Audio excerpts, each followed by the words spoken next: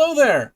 I'm Squire Callahan Ridgeborn, almost a battle master, always a wizard, and tonight I am joined by everyone's favorite Scooby-Doo villain, Brill, a Paragon Monster from the Rising Winds. Brill, welcome to the show. Hi, let me unmask myself here so everybody can see me. Woo! It is not a red herring. It's just me. Well, Brill, I'm super excited to have you on tonight. I've been trying to get you on the show forever. Ever since I found out that you were not one, not two, but three different people. Because I've seen you play a bunch of different monsters, and I thought that there were three different dudes that had just shown up to different events, and you were all three of them role-playing as different monsters. I'm so excited to talk Monster Shop with you tonight. I think we're going to have some really good stuff for our audience, and unlocking monsters in both roleplay and battle gaming. Before we get to the really exciting stuff, I do have my standard survey question of how did you start playing Amtgard? Oh, okay. I'm going to give you the short version. A long time ago when I was a kid, my parents discovered the SCA, who all of us should recognize, our big granddaddy, not a LARP, totally a LARP, organization. From there, I discovered Dungeons and Dragons, which I fell in love with. I went through years and years and years of various LARPs and various other things, and then finally, after my divorce, about 15 years ago now, I was looking for a new game, and I tripped across Amtgard, and where I've been ever since. All right. What is your favorite kind of battle game to play a monster in? Okay, this question has two answers. My favorite kind of battle game to play a monster in isn't really a battle game at all. They're quest battles, which is different from you're not going on a linear quest. You're out there, you have an objective like capture or escort the princess or something like that. And I love playing a monster there. If I'm going to play a monster in a regular battle game, the best way to do it, in my opinion, is like a siege game or something beyond. Monster loses its flavor in Ring the Bell. But in a move the heavy object or a lay siege to that castle or a special scenario game, that's where Monster shines, because you don't want, you're not going to watch a monster run a football unless you're playing Blood Bowl. You're going to watch a monster defend a castle gate. So if I'm going to play one in a regular battle game, that's where I'm going to go. Okay, that makes a lot of sense. I have a controversial question that I like to ask right at the beginning for these kinds of things.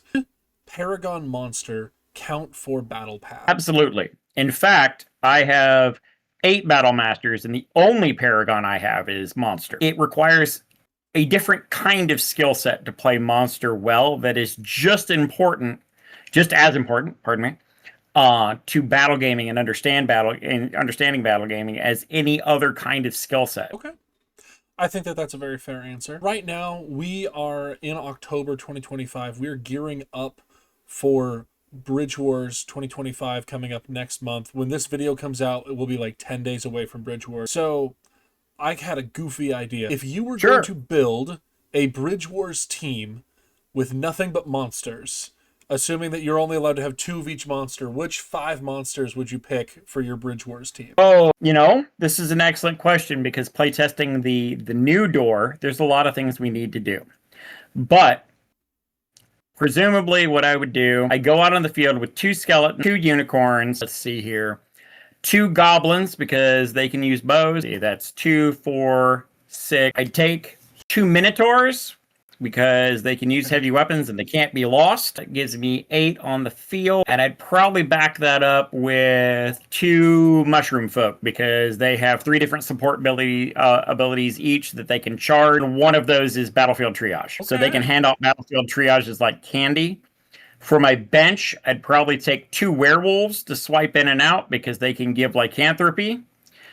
Last one's kind of hard. Probably take a couple of satyrs, because satyrs have this weird ability to hand off bardic chants to other players. So you could end up with skeletons out there singing Song of Determination and things like that, which just fills me with joy. Assuming you had the players for it, do you think that that would be a viable team? Yeah, each of the monsters I named skeletons in particular are very tough. 3 true grits of life, and starting with inherent protection from projectile or pro arrow, pro proj, every life. It means they don't have to cast it. Every time they come back to life, they get pro projectiles, and you can dispel it, but if you kill him, he just comes back with it.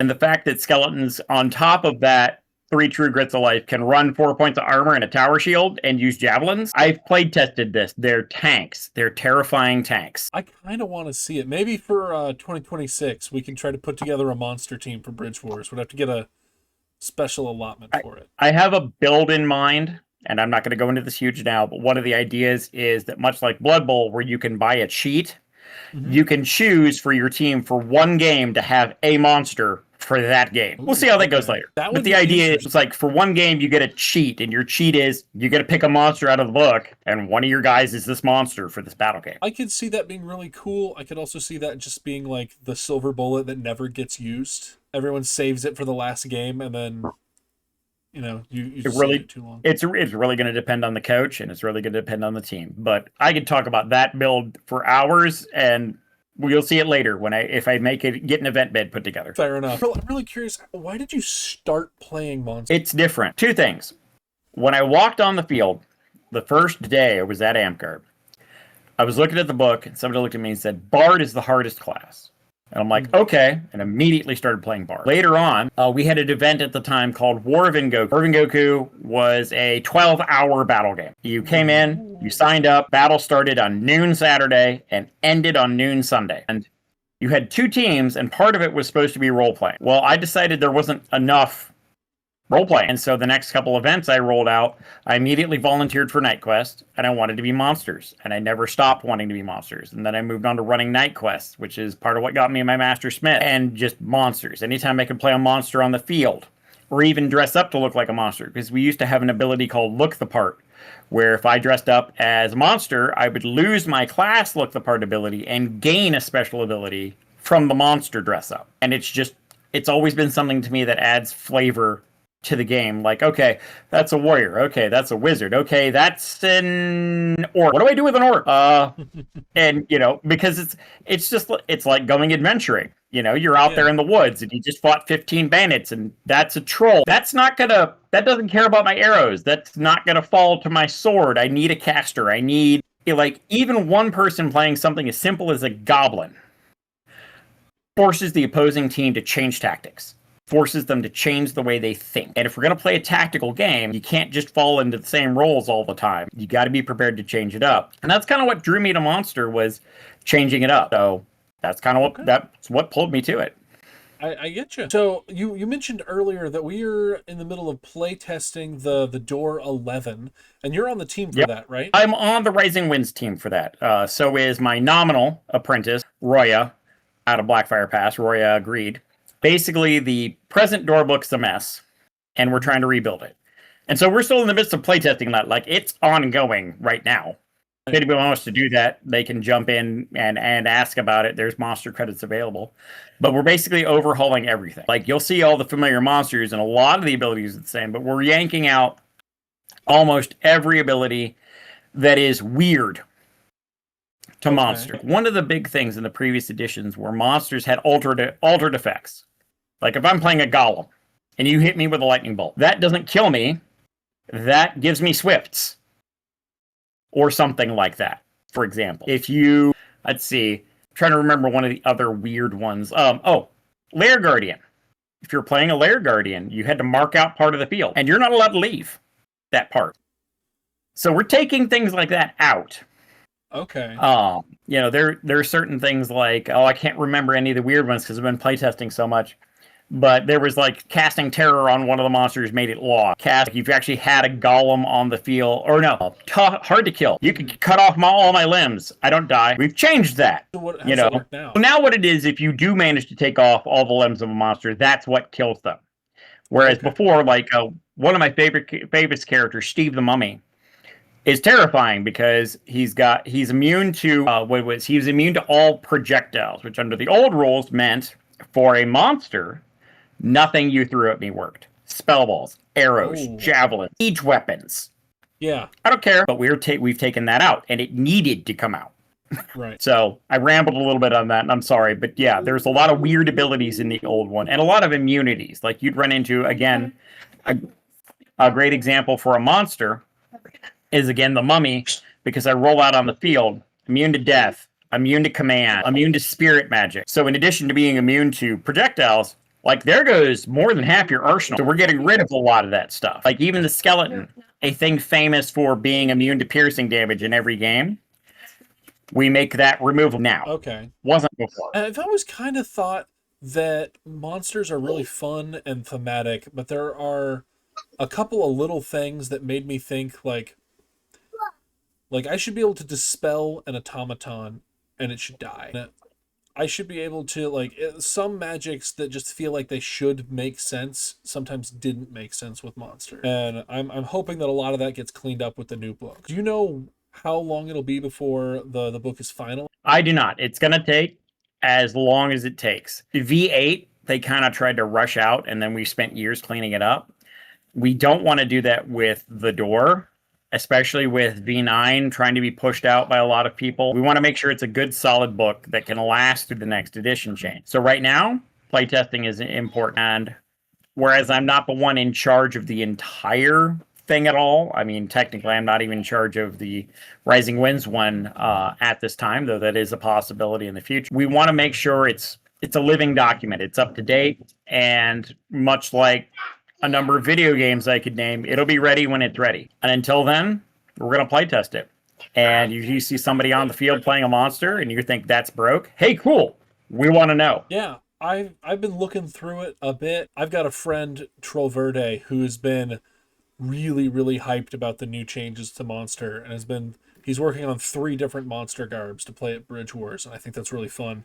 And he's got me thinking like I should pick out a monster and build a monster build and try it out. So I've been flirting with that idea for a little while. Which of these monsters in the book do you think are the least likely to change? Well, the first and biggest one I can lay right out there is Goblin. Goblin has been the same forever. We used to call them pop goblins. So that means when you kill a goblin, they have an ability called Avenge Me. And so you kill a goblin and he yells Avenge Me. And counts to 10. During that time, he's insubstantial.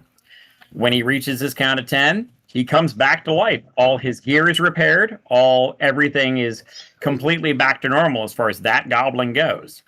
And that's been that way forever. Like the only change they're doing is if you take a goblin that can wear armor, which is weird to me because goblins are fragile. So if you put armor on a goblin, it's just not fragile anymore. If you don't take the armor, you get 2 Avenge Me's. If you take it, you get 1. Now, that's the last time I read the document, and it is in alpha test, so it may have even changed by the time of this interview. But that one's not changed very much. Skeleton, honestly, despite the fact that it's tougher now, really hasn't changed overall. They still make it immune to arrows and other things. They still make it a heavy combatant. Everything else has overgone some pretty major overhauls. Even dwarves and orcs and all that, which used to be just look the part rolls, are getting monster treatments for some of their possible builds. So by the time we're done, who knows what things are going to look like, except for Goblin. Goblin remains tiny, squeaky, and annoying. Goblin will maintain sheer numbers forever. Is that pretty much cool?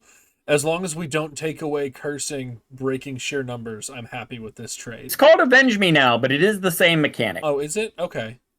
Yep. It's sheer numbers, but you say Avenge Me instead of Avenge Me, my brother. So it's a vengeance, but it's the same mechanic. It's the same mechanic with a new name. Okay, that seems fine. Okay. So I want to talk. So we've talked about the door and how we're working on it. We're in alpha. I've heard a lot of things from different people about where Monster is going to end up, and I'm really curious to get your take on this. Do you think that Monster is going to end up as an extra core class where people are just playing Monster all the time, or do you think it's going to end up more where it is now, where it's mostly just for questing, or do you think it's going to land somewhere in the middle? Honestly, the goal is for it to land somewhere in the middle. We have divided Monster away from, like, your standard class has different abilities for level 1 through level 6. We've gone away from that with Monster, and now you have basic monsters and advanced monsters. The basic monsters, you're basically up through level 3 or 4. This monster's not complicated.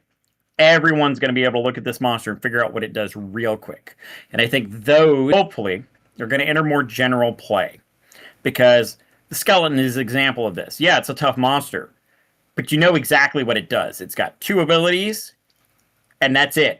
Heavy heal monster. Yeah, it's got a variety of heals, and it's a tough monster, but the point of the basic monster is not its strength, it's complex. And then you have advanced monsters. Advanced monsters have a lot of different abilities, some weird combinations. They take practice to play right. A great example of this is, again, the skeleton or unicorn versus one of the monsters I mentioned before, mushroom folk or myconid.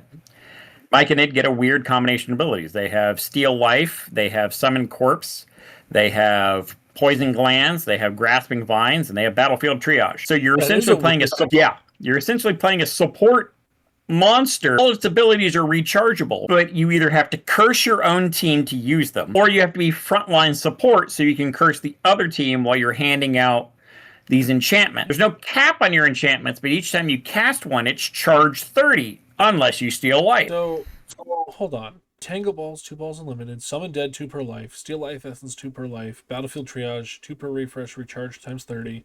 Poison glands, 2 per refresh, recharge times 30. Snarling vine, 2 per refresh, recharge times 30. Yep. And they get don't know what poison glands does, because Battlefield triage gives you 3 heals. Yes, and all of those are 3 first. Gives you 3 stop. Yep. 3 one-line stops. Glands gives you 3 uses of poison, I think, or it's chargeable. I can't remember which off the top of my head. Let's see. Normally a druid spell. Thou shalt secrete poison from thy venomous glands. They gain poison once per refresh, recharge times 3. Self only. So, and you can cast those abilities on yourself or on your teammates, and the enchants are chargeable for you as long as you have bodies to charge them off of. Yeah, they've really captured the mushroom vibe for this in a way that I enjoy. The only thing I disagree with here is whereas the mushroom gets 2 entangle balls in this version. In the old version, they got 1 abeyance ball, which felt a little more mushroomy to me because of the full-on you're stunned. But I don't fully disagree with this build. It's just, I kind of like it though. I mean, it seems like it's fun. That like you can equip the poison. Like the optimal move feels to be to try to ditch these enchantments as quickly as possible onto people, and then stop a bunch of enemies, fight them with poison, die, and come back and re-enchant a whole bunch of people. Like this feels like the optimal build here that we have found is you load up all your teammates with your enchantments as fast as you can. You let them kill people because you're following right behind them, probably with your heal on. Steal those lives to re-enchant, and then re-enchant everybody who got dispelled, or grab more teammates and enchant them. And essentially you're just a factory turning out poisons and entangles. Because, yeah, entangle only stops you, but if you're throwing enough of them, suddenly the whole enemy team is standing there. And it's literally stop at my command. And that's the whole incant once they have it. Yeah. Well, and I can see at least 3 lines of roleplay for this. I think my favorite would be the shroom cloud must grow cult. You could go. I have another persona called Meep the Murder Mushroom. And unless I'm enchanting someone, all Meep says is Meep. But he never stops saying it. So I'll literally run around the field. Meep, meep, meep, meep, meep, meep, meep, meep, meep, meep. Oh, that's great. Okay, this is going to be fun. I'm really excited for when this playtesting comes into open beta, and everyone's just in this. This is going to be great. We're in open alpha now. So anybody who wants to use these, please use them. Tell us how they worked. Tell us how they didn't work. There's a link in the book, and I guarantee somebody in your park or kingdom has access to that book. It's open shareable.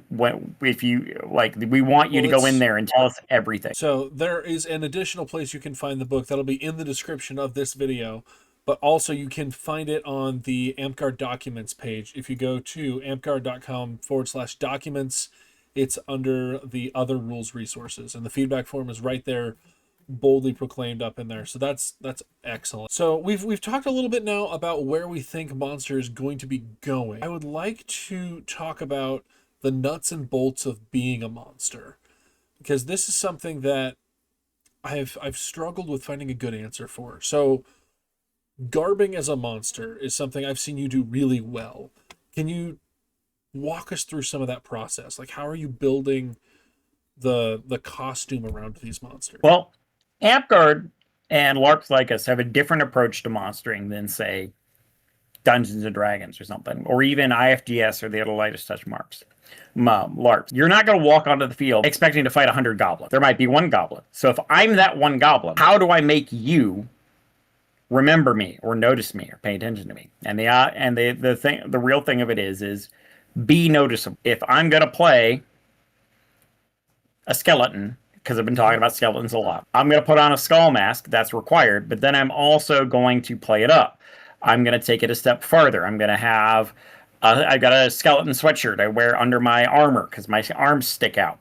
I've got skeleton gloves. And then you got to act it up. You know, I see a lot of people, they play Amtgard like it's a nuts and bolts mechanic game. The job of a monster is two things. Be memorable and die glorious. So when you die, and die you will, be entertaining about it. If not in the death, then when you come back. Skeleton gets a lot of resurrects. Other monsters get a lot of resurrects. Satyrs get a lot of songs. Be annoying about it. Like, I know a friend of mine who is planning on playing Satyr, and he's going to bring his freaking bagpipe, cast Song of Visit on himself, and stand in front of the enemy spawn point, playing By the Rising of the Moon on his bagpipes until someone sends him home. You've got to be entertaining. I could not be more delighted in this. When is this happening? He's still working on it. I don't have a date, but he keeps threatening it, and we're putting together his costume, so one day he won't have an excuse anymore. I need this to happen so badly, Brill. This would be the bestest day ever. So to carry on with this memorability, one of my other favorite monsters and famous monsters is Steve the Mummy. Yeah. Steve the Mummy is a previous edition monster. He's a door 10 monster. And mummies are broken in door 10, but they have a very simple thing that makes them weak. Mummy has a crap load of toughnesses. We talked about how they're immune to arrows. They also have 2 points of armor. They also have a self-heal. They're also immune to terror. They're immune to death. They're immune to command. They're immune to other things. They've got 2 terrors of life. So they've got this big stack of ability. And then if you cast any fire spell on them at all, you cast heat weapon, they lose all of that and become fragile. But here's the other thing with mummies. They have to walk. So when I play Steve is a cursed pharaoh. I tell everyone about that. At the top of my lungs, I scream about the curse of Steve and how he's going to come kill you. And I stomp around the field yelling at everyone the entire time. So everybody knows when I'm playing Steve. Everybody's like, hey, that's Brill playing Steve. And here's where you come into the third part of monster. I mentioned before, you got to be entertaining. I mentioned before, dying gloriously. If you're the only monster on the field, you make sure everyone knows it. Stand out. Now, some monsters, skeletons, goblins, orcs, minotaurs, those are line fighting monsters. Some monsters are support caster monsters, unicorns, shroomkin. And then you have monsters like Steve. Steve does not fight in a formation. Steve does not move with the line of his team.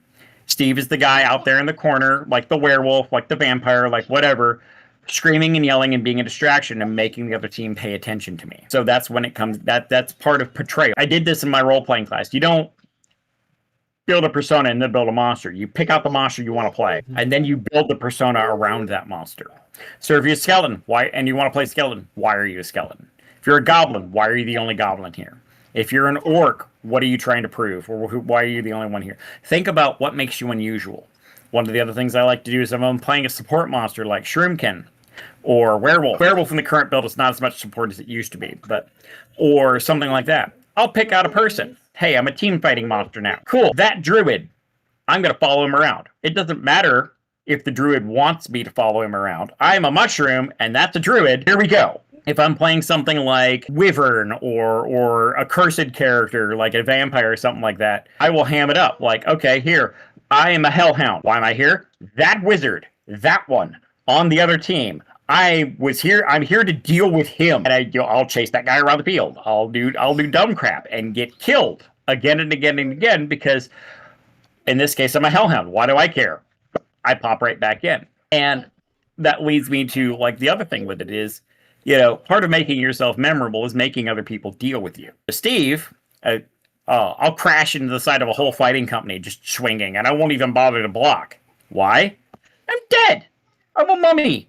What do I care? I'll be back in a minute. It took 5 of you to kill me. Cool. So I hope that answers the question. I have a tendency to ramble, and I apologize. Well, that was definitely a good answer, but did not answer the question that I had, which was... Sorry. It's okay. I'm going to ask it again because I really need an answer to this. Sure. I have never created monster garb in any way. Oh, sorry. How do I Sorry. create monster garb? That's the That's the question you need, and I apologize. I rambled off of it. So, I did mention the nugget in there. You pick your monster. right. And then you go, who is this? Who is this monster? So Steve is a cursed mummy. So I started building a costume from there. I picked out a mummy costume. And then as I played him, his persona built. So when I'm playing a monster like a shroomkin, cool. Right now, the look part for shroomkin's a mushroom hat. Which feels really basic. All the monster garb is really basic. So it's up to you to figure out how to make it not. Look at pictures of monsters. Orcs, skeletons, unicorns, things like that. Centaurs. How do these monsters get portrayed in current fantasy art? Historically is important too, but current is what people are going to think about. So for goblins, cool, go to the thrift store, buy a weird artsy patchwork vest, buy an old poet shirt that somebody wore the heck out of for Ren Fair, get yourself some big green ears and face paint, and go talking to high squeaky voiced people. And you've got your base of your goblin costume. You want to play fairy, grab a couple of fairy wings. And it's better if they're ridiculously small little kid wings because it looks absurd. Because you're playing a fairy. So you don't build a monster costume all at once. Okay. You build it one piece at a time as your monster idea for that character grows. And you'll find, once you start playing certain monsters, you'll find your favorites. And those are when you're going to get drawn back to. So how do you build your monster garb? You look at it and go, hey, cool, this happened. So maybe I've got a gold lame jacket now. Steve has a gold lame jacket. Maybe something happened in this battle game that changed me. And you're telling your monster's story pretty much to yourself as you play. And then you start to share that. So that's how I do it. Now, other people do things like they'll go, hey, we'll take Yorick. Yorick is a great example. Yorick played Gnome for a long time. And he decided that he liked the version of Gnome that is the classical David the Gnome. So he went and found himself a red pointy hat. He got a big fake beard. And he made throwing weapons that looked like books. And he would run around the field throwing books at people. Okay. And that's an equally valid way to do it. So building your monster costume, it's both an effect and a story. If you're going to play a one-off, hey, cool, buy a werewolf mask at Spirit Halloween, put it on, get yourself a tail, run around the field, be a werewolf. Yay. If you're going to play a monster long-term, how did I get to be a werewolf? What was I before I was a werewolf? And that will shape your garb. For more pointers for the rest of our watchers, werewolf can do a thing where they become a peasant and they get to run around with peasant gear instead of werewolf gear, and then they can change back. Hang on, let me pull up the current version of werewolf. They might have taken that out, but it was in the previous one. Let's see here. Okay, let's see. Abilities. Lycanthropy, self, 2 per life, recharge times 5 as an EX enchant. Tracking, 2 per life, recharge times 3. Ambulant. Terror, 2 per life, magical, pass without trace, 1 per life, recharge times 3. In a quest scenario, werewolf might disguise as a peasant or militia fighter in regular garb, only revealing themselves at an opportune moment. Lycanthropes are known to come from a variety of predatory animal forms, mostly wolves, blah, blah, blah, blah, blah. This monster can represent any of the lycanthropes, so any beast-type monster can be played this way. Which, if you know your folklore, is a lot. Right, you could be aware of anything. Yep. They're snakes. Were snakes. Okay. So I can see where you could come up with several really cool ideas of how to play werewolf. Werewolf is just one example, though, and I use it as a throwing out there. Like, if you're going to play werewolf for a scenario, grab yourself a wolf mask. You're good to go. If you're going to play it long term, we don't have the peasant thing available for regular game anymore, which was the big thing all through the last edition. Was I'm a peasant. Suddenly I throw on my wolf garb and I'm a werewolf. But you still want to think about, like, I was a person once, and maybe get versions of that kind of garb,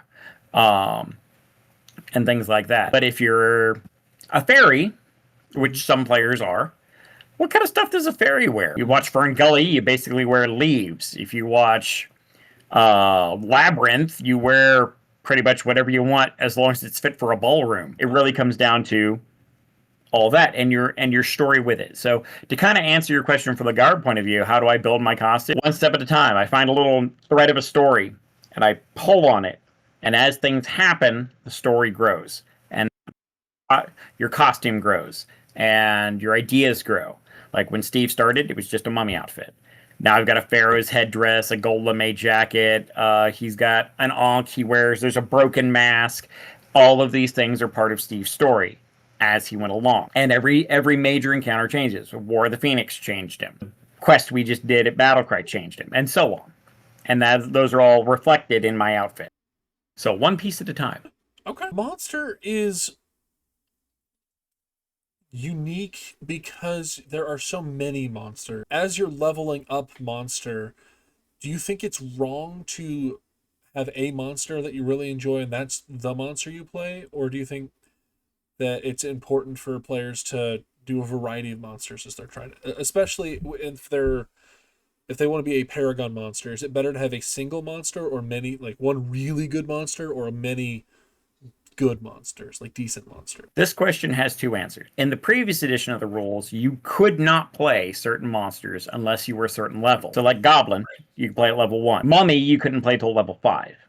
So the old answer would have been get yourself a variety or pick your favorite at first level and run with it. Under the new rules, where we have the simple monsters and the complex monsters, I would say it's different. Grab your favorite monster and play that with little forays into the other monsters to kind of demonstrate your other abilities. Because the other thing you can do under the new rules is, say we're doing a big scenario game. Like the stuff that happens at June event out here in Rising Winds. Yeah. Those are all scenario games. So with the Reeves' permission and the game designer's permission, especially if you're a level 6 monster, you can build your own Frankenstein, as it were. You can make your own monster. You got to have approval, and they always count as at least advanced monster. And you can go out as that. One of the tricks you can do, we're talking about the Goblin. Hey, cool, I'm a high-level Goblin, a high-level player. I can make Goblin into an advanced monster by adding an ability or two. So maybe I'm a Goblin Wizard, and I take a level of Wizard as Goblin. Suddenly I'm an advanced monster, but I'm still playing Goblin. And with all the Goblin's weakness. Another trick you can do just a Goblin is we're trying right. Well, you'd have to get up to what level of Lightning Bolt? Level 3 or level 4? Level 3. But I mean, if I was going to build a Goblin Wizard, I feel like the Goblin Wizard is not going to have time to learn dumb, stupid, lame spells like teleport. I'm a Goblin. I want to learn Lightning Bolts. And then once they're cooked, we can just eat them. That's the move right there. Why would Goblin learn anything other than Lightning Bolt? But that's the angle. You just started to create a Goblin character right there. And I'm sure it's already in your head. What does a Goblin Wizard look like? And that's how you start to build. That's how you start to build your costume. Building a Goblin Wizard now? That's a great question. It might be. I get a pack of goblins, and then the Goblin Wizard job, he's going to stop him, and then we're all just going to mob that stopped player until we're either all dead or they're dead. So one of the things you can do in the new door, to expand a little bit on the how you should play your monsters to get Paragon Monster, is there's a trait that gives you certain class levels in certain classes. So you go Wizard 2 or Druid 2. That monster, in addition to anything else it does, is now that level Wizard, or Druid. But you could also turn around and do just what you said. Like, I'm not going to add any other abilities except I have a Lightning Bolt or a Fireball, and I get so many of them alive. Here we go. But in addition, because there's always room for more complicated rules, we are returning the look the part ability. And that means there's things like, okay, cool, you can play a Goblin Wizard, but part of the problem is you're fragile. You take that to whatever class you're playing. So if you're playing a Goblin Warrior, yeah, you get to go all the warrior stuff, but you're a Goblin and you get 1 point of armor and no more, and you're fragile. Hear me out. But then you'll have to look in the book and see what the current thing is, but I think you get 1 Avenge Bee, so you get like a self-res. So that's another way to prove your chops as a monster, is to be like, okay, I'm going to take these look the part abilities, some of which are not terribly effective at low levels or other levels. Like Dragonkin's look the part. Last time I looked, which admittedly was a couple weeks ago right now because I've been busy with family stuff, but it was Elemental Barrage was look the part for Dragonkin. That's not terribly useful until you're a high level wizard. Hold on a second. I disagree with that. If you're a level 1 Dragonkin with, you could grab 5 points of Force Bolt. That's 15 Force Bolts. You can, hang on. Let me look at Dragonkin. It'll be down near the bottom of the documents where look the parts are. Let's see. I only see Dragon. How would you spell Dragonkin? Well, look next to Dragon first, down at the bottom in the chart. It might just be look the part Dragon. There's look the part monster bonuses. Here we go. Yep. Okay, Dragon. Choose one. Throw 2 per refresh or Elemental Barrage 2 per refresh. That's actually updated. Last time I looked, the throw wasn't in there. If it was per life, it'd be amazing. Way back at the very beginning of this, it was just Elemental Barrage with no. That's worth painting some scales on your face for. If you're trying to min-max, I'm a generalist wizard with, Elemental Barrage as a trait. Yeah, it's fine. That'd be cool. Well, yeah, but imagine some other stuff like, hey, cool, I'm a 6th level healer. A barrage. Abeyance bolt. Abeyance bolt. You have to look on somebody's face. I'm an elemental barrage assassin. Does it matter? No, but I'd like you to be aware of that. That's right. Yeah, you showcase your abilities. You pick your monster, you make your one big monster memorable, and then you play other things to make it to show your chops. And when allowed, you play with your look the parts to also show how you can adapt. It used to be look the part was just available to everybody, and that was in the main rule book as opposed to the monster book. Now it's not that way anymore, and it hasn't been that way for a long time. But hey, if you show up as a goblin and you want to play warrior, as a Reeve, I'm going to let you because I know what you're about to go through. You're not playing this for advantage. You're playing it for love of the game at that point. Right, which is another key thing with becoming a Paragon Monster. Not only do you need to be memorable, you need to make sure not only are you having fun, but as much as you're able to, other people are having fun engaging you. You know, there are some monsters that you can lay out on the field, and in certain games, they're just broken. But if I'm playing a broken monster, like Steve, but you're having fun engaging me, we're still achieving the goal of the game. Yeah. Okay. So, I'm curious about monsters on park field. Does monster on a park field have a harder time being balanced, or is it easier because everyone kind of knows what you're up to? Short answer is yes. The longer answer, I'm quite serious. Like, the short answer is, yeah, everybody at your park is likely to know what you're up to, but it also has a harder time balancing because not every monster fits into a balance.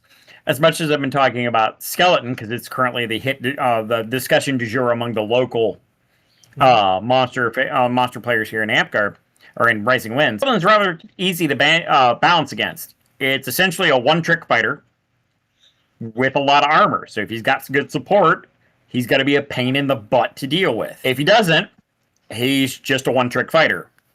You know, right. I watched one man, the man who achieved Paragon Monster before me. There are 4 Paragon Monsters in the Rising Winds. 2 are active, one's inactive, one's retired. I'm talking about the one that retired, a man named South the Goblin. Well, no longer a man, but at the time, named South the Goblin. I watched South the Goblin as a V7 Goblin that couldn't have armor unbalance an entire game just because he knew how and where to use his sheer numbers at that time, his Avenge Me's.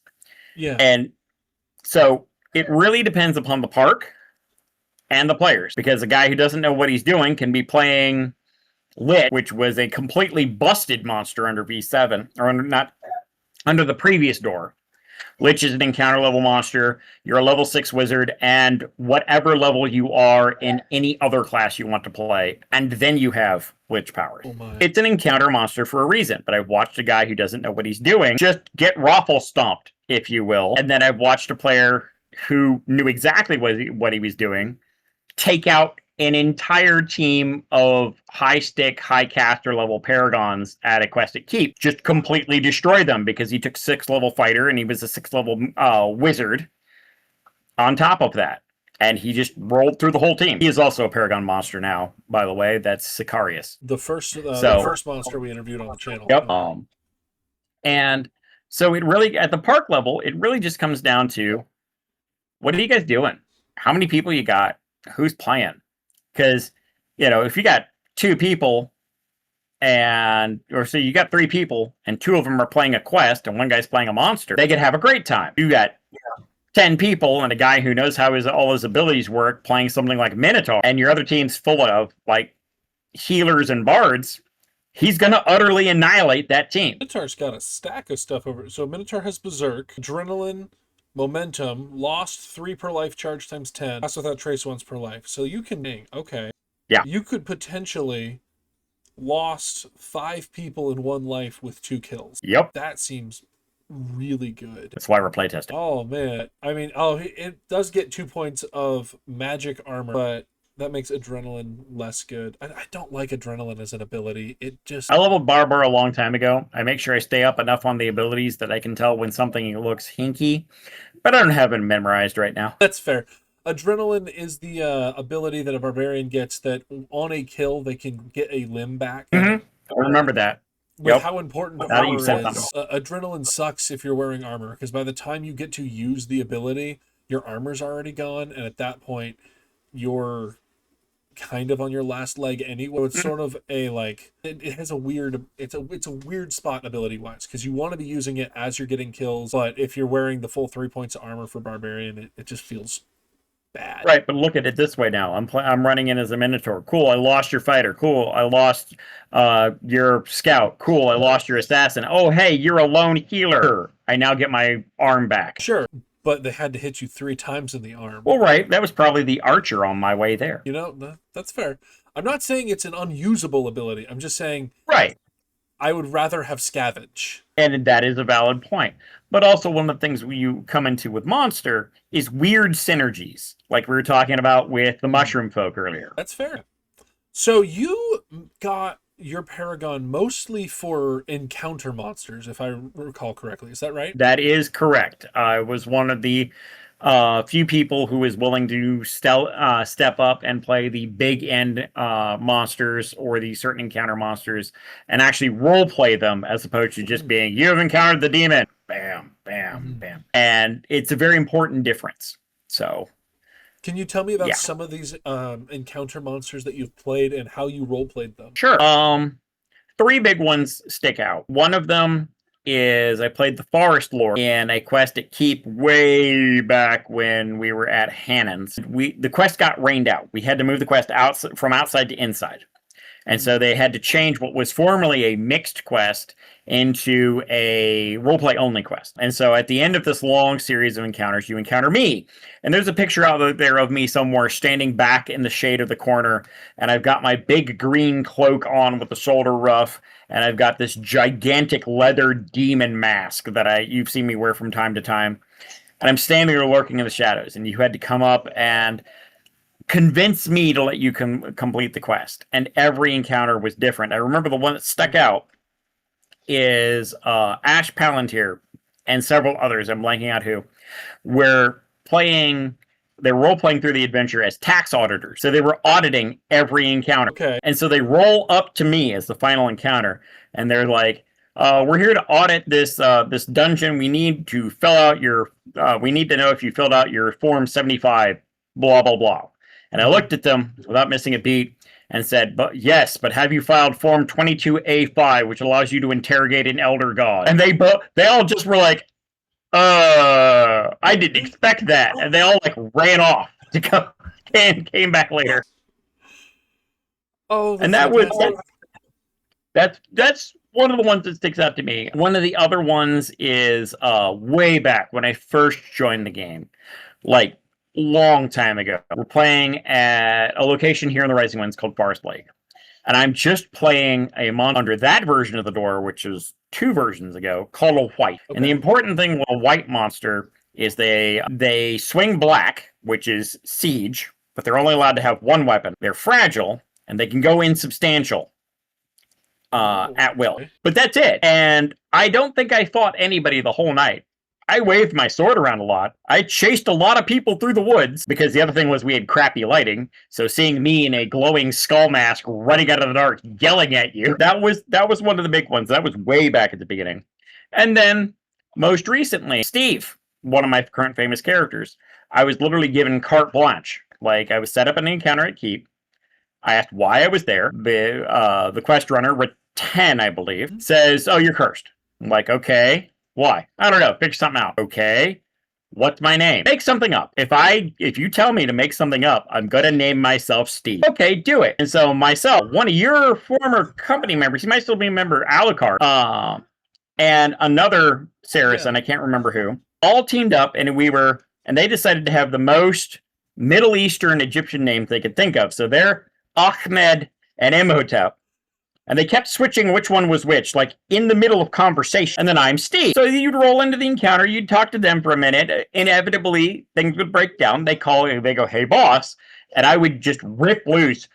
Who dares enter the tomb of Steve? And I'd come out, and you could fight me, which was the worst decision you could make. The encounter is designed to be unwinnable in combat, but the option is there. Or you could roleplay with me. And I decided right then and there, Steve's an idiot. He's loud, he's powerful, he's an idiot. So I would challenge people to riddle contests, and my riddle would be things like, "Why did the chicken cross the road?" And that was one of the big role play encounters. Now, that was after I got Paragon Monster, but that's one of the ones that really sticks out as an example of why I was told I got Paragon Monster. Okay. I have a follow-up question. Is next time I see Steve out on the Rising Winds field, if I challenge him to a riddle contest, will he sit down with me and have a riddle contest? He won't sit, but he will definitely stop whatever he's doing and have a riddle contest with you. Okay. I like this. This is fun. Okay. That's great. So we've been going for about an hour now. This time I would like to shift over and talk about some more grounded parts of playing classes. What are some common misconceptions about monsters, and can you dispel some of those for us? The first big one is that Monster's broken. Monster needs a lot of work, and it always has. But Monster isn't necessarily broken because it's designed to be played in the same game we're playing in. I've noticed a lot of pushback recently, again, against team tactics. Everybody wants to be a hero like they are in Diablo, and they don't want to rely on their team. And if you run out against most monsters, you don't have your team, the monster's just going to kill you. They're designed to be used in team situations. Some of them are designed to be fought with a team. But it doesn't mean they're broken. If you know your monster rules, just like if you know the Amtgard rules, and we have enough problem with that, let me tell you, you'll know how to beat most monsters right out. Like I keep talking about Skeleton earlier, right? Mm-hmm. Well, Skeleton's not immune to death anymore. It's not immune to command or anything like that. So I don't have any of the fighter's abilities as a skeleton that allow me to ignore those states. It's just self-res and don't use your arrows. So if you've looked at what the skeleton is, if you got a halfway decent caster on your team, you dispel my immunity to arrows, and then just like any other tank, you freeze me or make me go away. It's that easy. Most monsters in the current edition are role specific. Most monsters in the previous edition, if your Bark still is using that, because it is still a legal document and one that they can use, most of those monsters have a trick to get rid of them. The Lair Guardian can't leave a certain area. The Mummy is weak to fire, and so on. So I can dispel that thing about the monster being an unfair and broken thing right out the gate, because all it takes is the same knowledge you would apply to a rulebook. And if you hear at a good monster player should come up and tell you, I'm playing this monster, these are my abilities, these are my weaknesses at the start of the game. Okay. And even if they just tell you what monster they're playing, all the documents are online. Whip out your phone, look that sucker up. It'll tell you how to fight it, just like it would anything else. So that's pretty much how you dispel that one. What was your next question with this? Well, were there any other common misconceptions? Oh, sorry. Misconception. The biggest one is just broken. It's just that monster's broken. That is the main thing. The other one is that monster doesn't fit in class gaming. And right now, monster's got the same abilities anybody else has. It just has them in different combo. Saying that monster's not fit for class gaming is like saying bard's not fit for class gaming. Wizard's not fit for class gaming. Healer, because you've got a grab bag of abilities in any one of those classes that can change. Like if I'm fighting you as wizard, and I'm fighting Angel Crush as wizard, the two of you play wizard entirely differently and will take a different stack of ability. How is that any different from a guy walking out on the field with his monster eyes on? Cool. He's got to look at least partly like his monster. Pardon me. So that should tell me, hey, that dude's got horns on it. He's got a battle axe. He's probably playing Minotaur. That dude over there, he's dressed as a skeleton. I guess what he's playing is skeleton. And it's just no different than walking out there and going, oh, that's an Avatar of Nature druid, and that's a dervish bard, you know? Those are the two biggest things I've ever seen as misconceptions about monster beyond the needing a costume. And we already talked about that. Yeah. Speaking of costuming, do you have any advice for garbing as non-humanoid monsters? This is always tricky because each non-humanoid monster has its own non-human abilities or non-human look. One great example I can give of a non-human monster is there's a player at my park, Katarina Niven. One of the monsters she plays is Octopus, and she literally just took and sewed. So yeah, 4 arms, 2 on each side, and they're literally on little strings that hang down, so they're joined to her tunic at the waist, and they have little strings, so when she moves her arms, they move. And she made a skirt that has octopus tentacles on it, and she nailed it.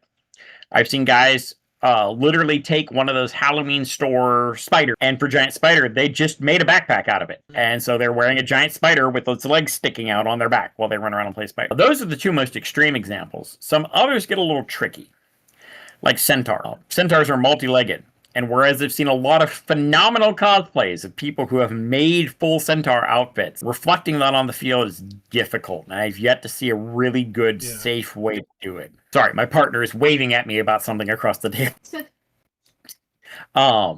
Another tricky one is giant. And the best way I've seen to play giant, there are two ways, one of which requires a lot of training and a serious discussion with your Reeve. And the other one requires a complete willingness to look completely silly, which a lot of us already have because we're playing a LARP. Right. The first way is I have seen people use painter's stilts. If you don't know what painter's stilts are, they're essentially a pair of stilts that straps to your shoe and leg, like ice skates or rollerblades would. Except instead of wheels, they have a extender on the bottom that is jointed slightly to allow you movement, and another shoe at the end. I've seen that exactly once. It was not in an Amtgard LARP. It was in a lightest touch LARP. And this person had minders just to play the giant. The way I've seen it work for Amtgard, if you're familiar with Space Marines from Warhammer 40k, essentially here, the idea for giant is to look big. So people build just the largest shoulder pads they can build and still effectively swing a weapon, and then put a tabard or a tunic on over that so they look gigantic. Or you can just be Rickus, who is a player here in the Rising Winds, who's like 6.5 feet tall and gigantic. Giant is actually one of the few monsters that I have played. And when I played giant, I just used a polearm, and I used the bear trick of being above my head the whole time to try to look bigger. That is a good way to do it. I've also seen builds where someone made a big Frankenstein head and did that. 2 long weapons, one in each hand, was another great way to play giant. But it's just a tricky one to end up with. Like even playing Wyvern is a bit easier because you can put on the dragon mask and you put on the wings, and okay, you're doing a passable imitation of a Wyvern. But yeah, those are the biggest ones I can think of that are an issue, other than giant snake. And you figure out how to play that one, a way to play that one good, I would love to hear it. It immediately got a thought. I don't know if it's a good one or not. You know those like inflatable dinosaur costumes they had at Keep, not this year but last year? Yes. If you found like a Jabba the Hutt one and you redid it a little bit to look like a snake, because then you've got the arms. You'd have to shuffle step, like that'd be a disaster waiting to happen, but you could try. On that same note, at the recent Battle Cry, Pescadillo Witherbloom was playing a dinosaur, and they got him into a Brontosaurus costume, which has 4 legs, by the way, and he loved it so much he's bought one for himself and has declared he will be using it again in future battle. Oh, that's great. I feel like the inflatable ones also kind of work because you can hear, like, if they take a hit, because there's a little whoop sound, you know? The biggest problem, and this is a problem you will run into a lot with monster carving, is overheating. Because a great number of the inflatable costumes do not have an open face or any ventilation in them except that little fan that comes in the side. And thus, if you're playing wearing one of these, you will overheat very, very quickly, and there's not an easy way to get water into it. But other than that, they're phenomenal. Like if you got a Reeve handling some scenario monsters that are dinosaurs or unicorns or whatever, because they come in all kinds of varieties now, who can make sure his team takes breaks regularly. Oh yeah, they're awesome. I feel like you could like wear a camel pack of the like astronaut water. You could probably do that. Depends on the one you're wearing. A few of them don't really go with it, but most of them, like the T-Rexes and the pterodactyl and the Triceratops, could all do it. At least the ones and that's quick and dirty monster garbing there. I'm sure that if someone was really dedicated to it long term, they could find an alternative. And maybe you could, just thinking out loud here, that could be a way of doing Centaur, is if you could rig it up as like a pair of pants somehow. Yep. There are a number of inflatables you can do that way. I just haven't seen a Centaur yet. But there's a ton of inflatables of someone riding a Yoshi or a dinosaur or a dragon. Deodrin from the Rising Winds does a costume a lot where he's riding around on a dragon. Deodrin is one of my favorite people. Wild and fanciful and always up to some new shenanigans. Okay. Yes, indeed. What is the coolest monster you've ever got to play as? Now that's a tall order. Oh, boy. Oh, yeah. I would have to say the god Anansi. the storytelling spider god from Africa. There was a plot line that ran at Blackfire Path. We have a whole role-playing setting, which, by the way, I also wrote the rules for, but I can go into that in a different time. And the story accumulated with having to go and challenge Anansi to battle, because if you tried to talk to him or cast spells on him, he's a Anansi. He's just going to talk that stuff away. You couldn't verbal at him at all. But the whole thing was Anansi is running around the field, essentially just having a good time because you're all mortal. Why do I care? But he had a combination of the weirdest abilities we could possibly put together. I had to carry a little barrel around with me on my belt because Anansi, famously in African folklore, has a jar full of meat that is always full of meat. We would treat this as a heal, but I couldn't, when I was using it, I couldn't move. And then he also had a thing where he had a whip. And his whip did seed, but whenever I had to use it, I did an incant, whip a little, whip a lot, and it would become fragile. And this is the point where I get into why he was my favorite monster. I had a ton of minions that were running around the field doing various stuff. We'd chosen a bunch of random monsters from African folklore, and there were a bunch of them that were running around. Each one had like a different ability. But when I used the incant for my siege flail, because it was siege, everybody on the field knew it, not because of the vocal range. Normally, to cast a spell in Amtgard, you're required to be vocal out to 20 feet. Well, we changed that for this specific weapon because anytime I used it, all my minions would immediately scream and start running away from me. So I'd be over in a corner of the field, and I'd go, whip a little, whip a lot. And then any minion that was near me would go, oh no, he's mad, and run away across the field. And then I would proceed to chase players around with a siege flail until one of them managed to stop long enough, because I also had terrors and other things like that, to be able to hit me, and then I would die. And then I would go back over to my spawn point and come alive and run around the field being a fool, until I decided to do it again. That's so ridiculous. And the point here, oh yeah, that was actually the point, because I would do stuff like I'm running around the field. Oh, you're frozen? I'm going to tell you a story. Blah, blah, blah, blah, blah, blah. Somebody attacked me. That's it. Oh, that's fun. Okay. How long ago was that? Oh, that was pre-COVID, so that was like... At least 5 years now. Oh no, that was like 8 years ago at least. Okay. At least. Maybe only 7. But it was a while back. I'm old. If you... we're going to make a new monster for Amtgard, regardless of logistics, regardless of like abilities, or if we can actually make it work. Like, what is the monster that you would like to bring into the game? Like anything from any mythology. Oh, now you've asked the dangerous question. My degrees in mythology and folklore. Honestly, for a monster, that's a really, really tough one. But I probably want to find a way to bring in the Dullahan from Irish and Scottish mythology. The Dullahan, for those who don't know, it has appeared in a lot of games, but is a undead. Depending on the era, they are a headless warrior or occasionally a headless carriage driver. Okay. And they carry their head around in their hand, and it gives them certain abilities. Like, you can't hide from them. Because, like, and this is obviously the root of the Headless Horseman myth, but you can't hide from them because that head, the eyes shine like lanterns. So obviously they would have tracking. They either they wear heavy armor, or they have a carriage they ride around in with the, quote, horses from hell pulling it, unquote. So I'd probably either give them 4 points of armor or teleport. The best, well, because of the last ability they're always known to have. Okay. You see, the Dullahan is Death's messenger. Like, if Death's too busy and you've really, really screwed up, he sends a Dullahan after you. Yeah. So nothing stops it. It's like the Terminator. You know, once it's set on your path, you have two choices: give up or die tired. So one of the ways to reflect that is that it hits really, really, really hard, which I would reflect either as having armor destroying, shield breaking, or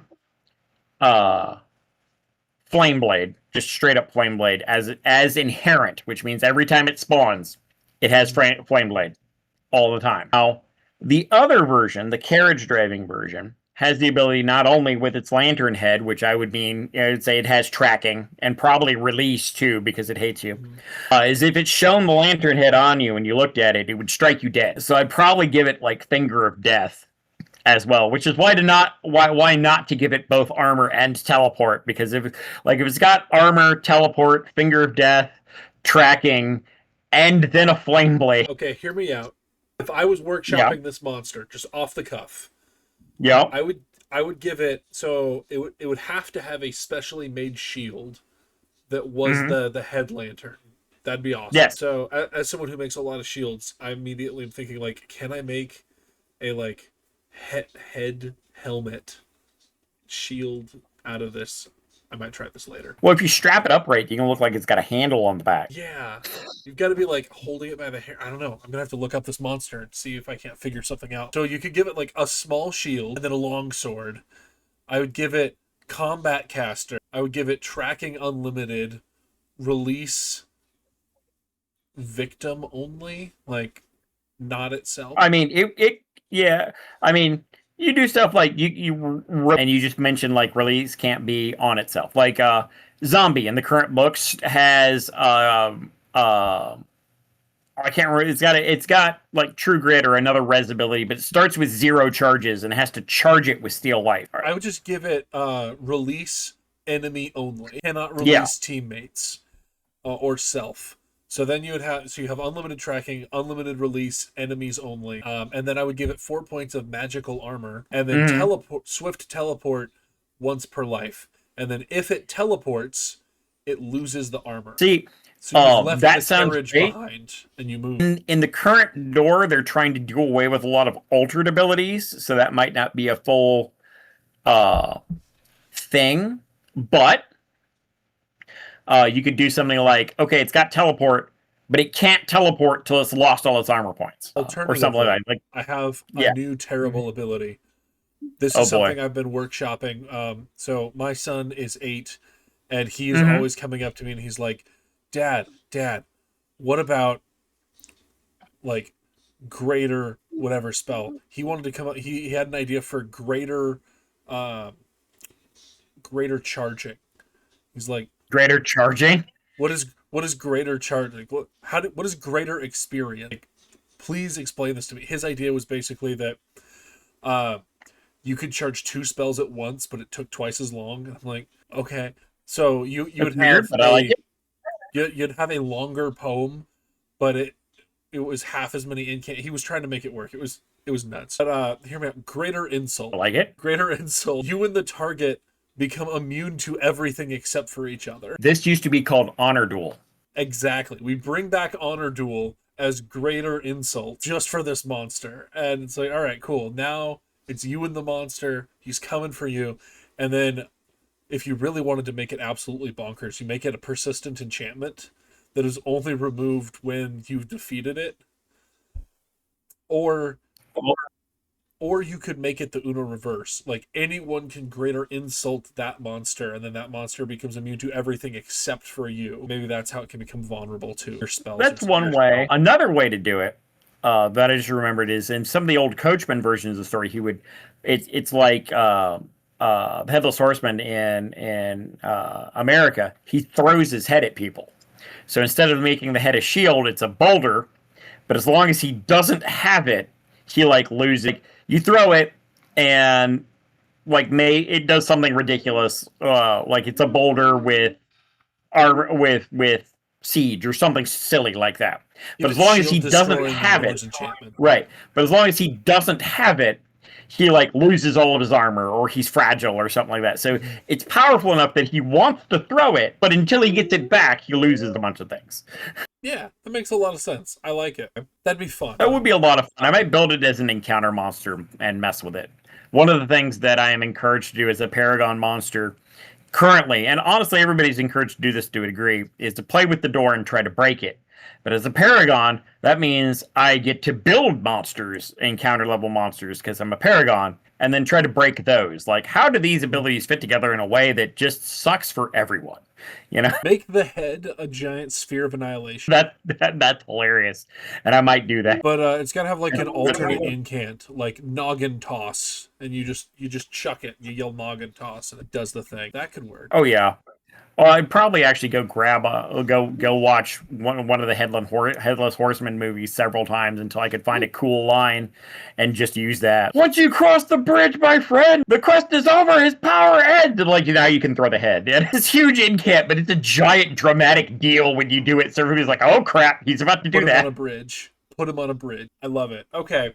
I want to shift, and we're going to get to wrapping up here. I want to ask you about if someone wants to be a Paragon Monster, what are some of the things you would expect them to be doing? As one Paragon Monster, looking for other Paragon Monsters, I have to admit my standards are a little high, but that's because this is in the Rising Winds at least, this is a thing that is historically been hard to get. Like I said, there's 4 of us. As far as I know, there's been 4 of us ever. If you're looking at me as one of the people to approve a Paragon Monster, which I've already had to discuss a few times, I want to see you using those abilities. I want to see you out on the field being a monster and let everybody know you're a monster.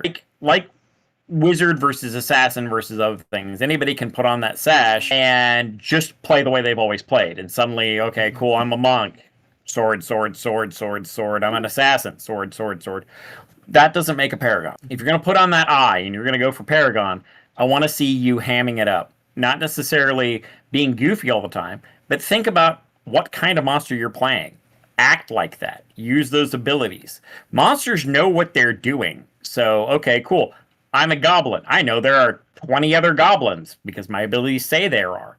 So, am I going to hang out in the back with my bow? My goblins are cowardly, but I'm also going to get in position where I can use that avenge me the best. It's better than a lot of assassin abilities because I run up there and I die and I'm behind you. To use that as a further example, like, okay, cool. If I'm playing a Shroomkin, my abilities are all weird, but I'm a support character. So I'm going to try and position myself. So there's this big weird mushroom over in this part of the field doing a support thing. You can't play monster and just use your abilities purely mechanically and expect to either be effective as a monster or recognized as an excellent monster player. Play and looking like a monster are inherent. So not only do you need to know what you're doing, you need to make yourself an experience to encounter. You don't necessarily have to be the best guy on the field. You have to be the guy nobody can ignore. Being an effective player as a monster is so much more than knowing how to use your class abilities. It's knowing how to be a presence. Like as a skeleton, I don't have most of the abilities that a fighter has, but I can still be utterly terrifying by running around the field, cackling or yelling about my curse, and then dying in inconvenient locations for the other team. Because, okay, cool, I'm a skeleton. Hey, I ran up. You killed me. Cool, wicked plea when I pursue. Oh, you're frozen. Cool, I shatter you. Okay, cool, I'm dead. Wicked plea and I pursue. I guarantee I have more true grits than you have shatters. You know, so I'm going to be a problem over here you can't ignore. If I'm a wyvern, I'm going to make a big deal about running around the field using brutal strike on people because I'm a monster and I'm here to ruin your day. I want you to have fun with me ruining your day, but I'm still a monster and you need to acknowledge that. You know, I have weird ability combinations. I want to make sure they're seen, they're used. Playing a monster is like coming at the game sideways. Remember that line from the movie Serenity? He'll come at you sideways. He'll sidle up and smile. You know, that's what playing a monster is. It's not about how terrifying your abilities are or anything like that. It's about how you're using them, not just why you're using them. And that's what makes a good Paragon Monster is knowing how to do things obliquely from time to time. And it'll also teach you a lot about playing the other classes. Okay. What advice would you give someone who's just starting out on their monster journey? Pick one, have fun. That's literally the whole thing. Understand, people aren't going to like it, and that's okay. Make sure you clear things with your Reeve. Go out and have fun, and make sure you're an honorable player, because that's going to be a key thing with the misconceptions about Monster, and that you're having a good time. And if you are ever not having a good time, take a step back. Go play a regular class for a while. Monster's going to be there. Even if it's just you dressing up funny, Monster's going to be there. You know? Be prepared to be ridiculous. Be prepared for a lot of people to not like what you're doing, regardless of how well it fits into the game. And you have to be okay with that. All right.